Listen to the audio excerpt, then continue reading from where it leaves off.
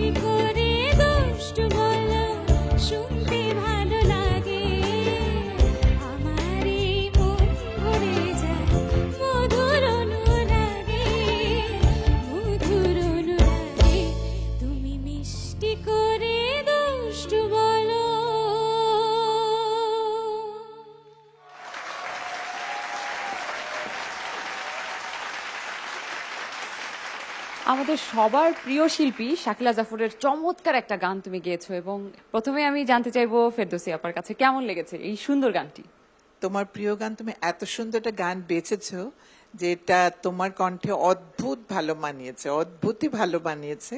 তুমি আজকে যে ধরনের গান নিজে পছন্দ করে গিয়েছো, এটা থেকে বোঝা যায় যে তোমার পছন্দের কোয়ালিটিটা কি, এবং সত্যি ভালো লেগেছে। আশা করি আমাদের দর্শকরা তোমাকে অনেক অনেক অনেক ভোট দিয়ে জয়যুক্ত করবে। Best of luck. গানটা যেহেতু বাণীর মধ্যে মিষ্টি এবং দুষ্টু দুটো শব্দ, দুষ্টুটা কিন্তু যদিও দুষ্টামি, কিন্তু দুষ্টু কখন বলে অনেক সুইট করে বললে কিন্তু দুষ্টু বলা হয়, আর মিষ্টিটা তো মিষ্টি।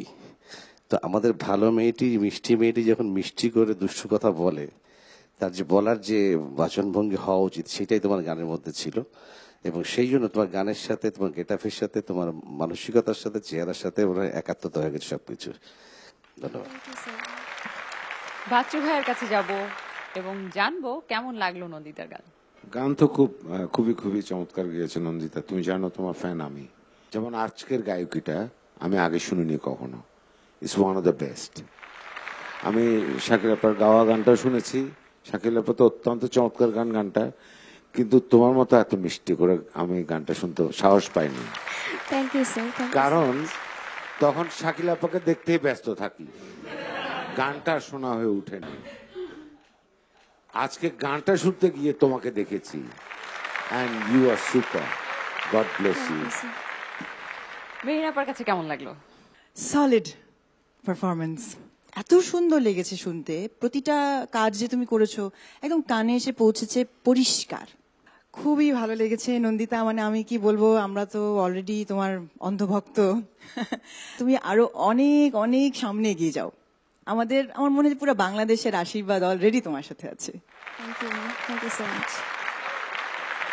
নন্দিতাকে মিষ্টি করে দুষ্টু না বলে বরং এক একটি ভোট করলে বোধহয় নন্দিতা আরো বেশি খুশি হবে এবং সামনের দিকে এগিয়ে যাবে, এবং সেজন্য মোবাইলে মেসেজ অপশনে গিয়ে টাইপ করুন আইডল, স্পেস দিয়ে লিখুন নন্দিতা NANDITAR, পাঠিয়ে দিন 3690 এই নম্বরে, অথবা সরাসরি 3690 নম্বরে ডায়াল করে ভোট করতে পারবেন, যত খুশি তত।